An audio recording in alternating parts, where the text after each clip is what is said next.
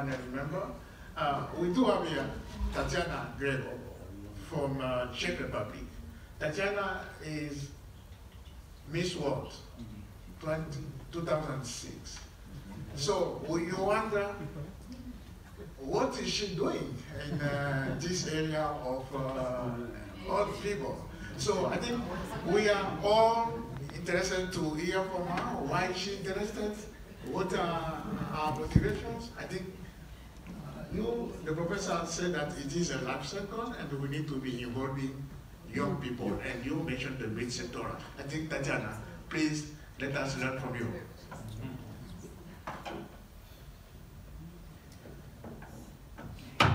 So thank you very much for the floor. Thank you for introduction.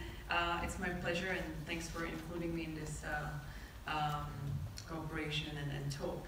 So just briefly, when I became a Miss World, I was very young. I was 18 years old, and being in this position of power, which I gained as a public person, I became extremely socially aware. And as a Miss World, you're the ambassador, right?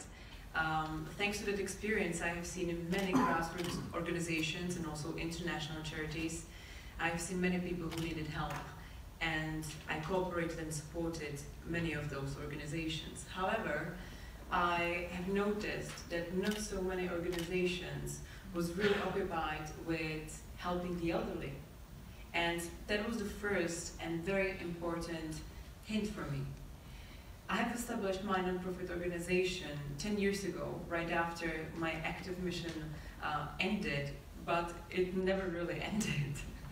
As a public person, I really do feel responsibility to bring attention to places that might not have it. And what I do and support for past 10 years in my country reminds me of my roots, my background, when I come from. And also another more personal fact is that I have very special experience. I have very special and close relationship with my grandparents. When they raised me, even my great-grandparents was looking after me when I was growing up. I'm the oldest out of 5 kids, so I spent most of my time with my grandparents too. And this is how Czech people used to live.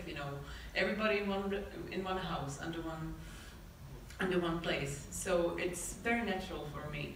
And I knew that I want to give back to these people. I want to give back what I learned from them. And right after I got immersed in this issue of aging population, it was pretty clear to me that this will be my personal mission. And the longer I draw attention to it, every year I'm more certain that it was the right decision. As I said, this year my foundation celebrates 10 years of existence, and during those 10 years we have supported dozens of grassroots organizations across the Czech Republic which help the elderly. We mostly support home care services and also volunteer programs. We have also started our own project, Home Without Worry. Within this project we have helped hundreds of thousands of older people so they can live at home with dignity. And without our support, they would probably end up in institutional care. So we have also run several awareness-raising campaigns and significantly helped to change the perception of aging and old people in the Czech Republic. We have organized and also attended many roundtables and conferences, and we have greatly supported the exchange of experience amongst other stakeholders in this field. And I'm slowly getting to perception of older people from our experience. As was said, population aging is definitely one of the biggest issues of our times.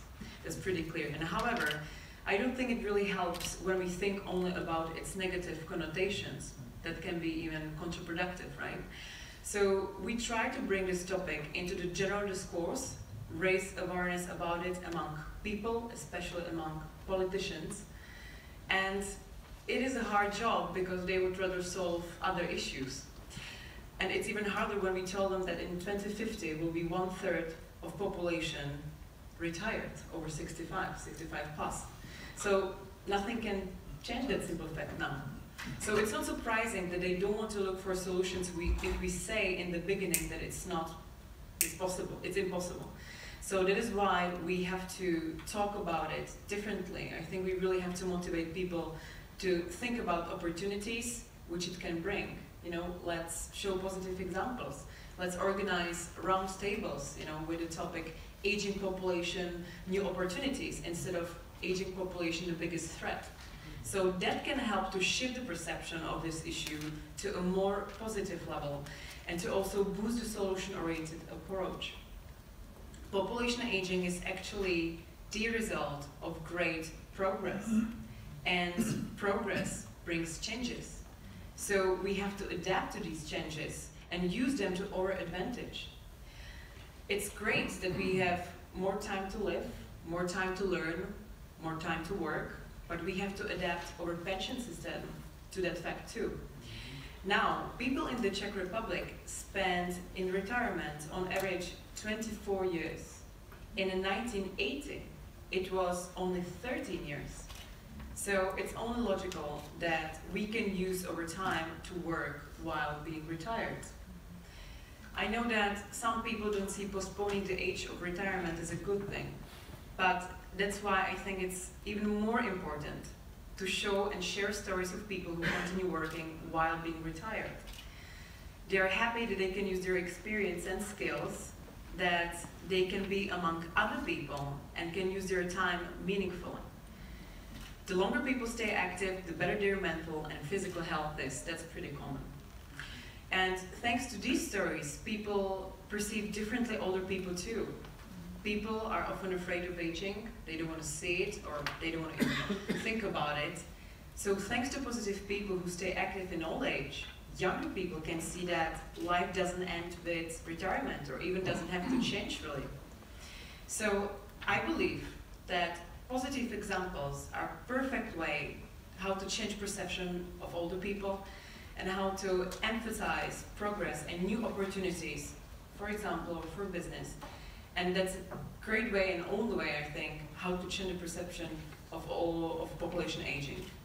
And to get to second point, from our experience working in the matter of the Czech Republic, very short. Okay, I will try.